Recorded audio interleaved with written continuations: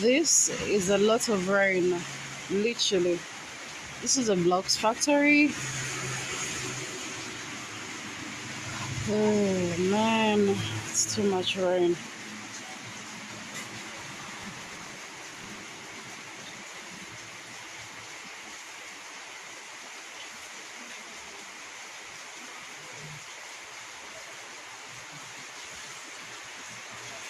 This is a site under construction. Quite interesting.